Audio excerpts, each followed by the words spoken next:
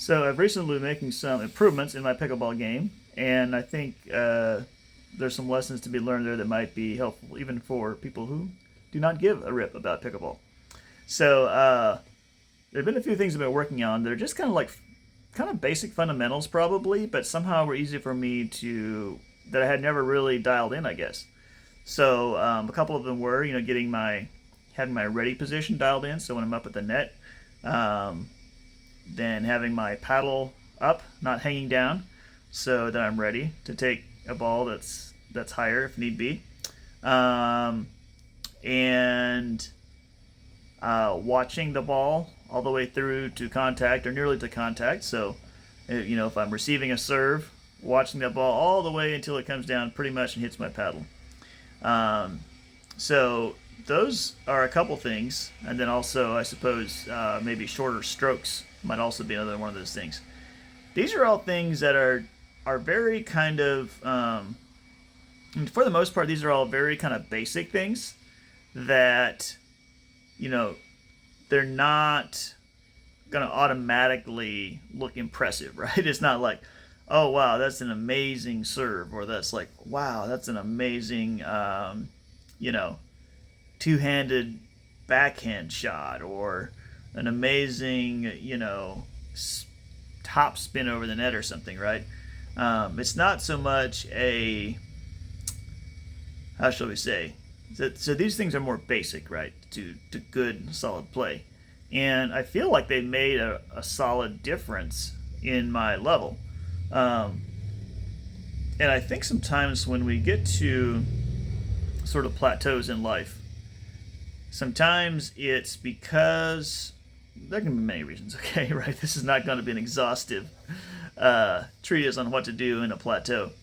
But one thing that can cause us to plateau at a level that's lower than where we want to be is if something in our fundamentals aren't dialed in.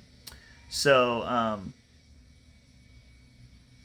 so some of these basic things that aren't going to don't necessarily translate into something flashy on the court. I mean, they can help, but they're not the flashy thing, right? These are all things that I can pay attention to, and they put me in a position to win or to be better, right?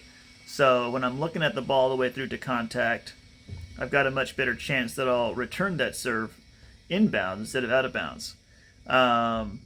When I've got my paddle up at the net, and then I've got a much better chance that I'll be able to react in time, and if there's a speed up, that I'll be able to return it rather than miss it, or send it out of bounds somewhere. Um, and so, some things like that where it's not it's not necessarily like something you would look at, and someone would look at from as an observer maybe and say, wow, that's a really impressive, two-handed backspin, two-handed, yeah, backhand, swing or stroke that he has. Rather, it would be the overall impression they would get probably is, oh yeah, he's playing he's playing more consistently, and he's playing at a little bit of a higher level. So it is interesting. It's just interesting to me, I think, to think about. Um, it's just a little different approach rather than working on a specific skill, so to say. It's more like working on fundamentals that can kind of just ooze out into the other actual skills, into the actual strokes that you want to make. Some of these fundamentals can set you up for success. So, whatever you're doing right now, if maybe you feel like you've plateaued, ready to get to the next level, one question you can ask yourself is, hey, are there some basic fundamentals here that I've failed to actually dial in? Like maybe I've been doing this for a long time and I still have not dialed in some of these things that are very basic. And sometimes that's all you need to get to the next level.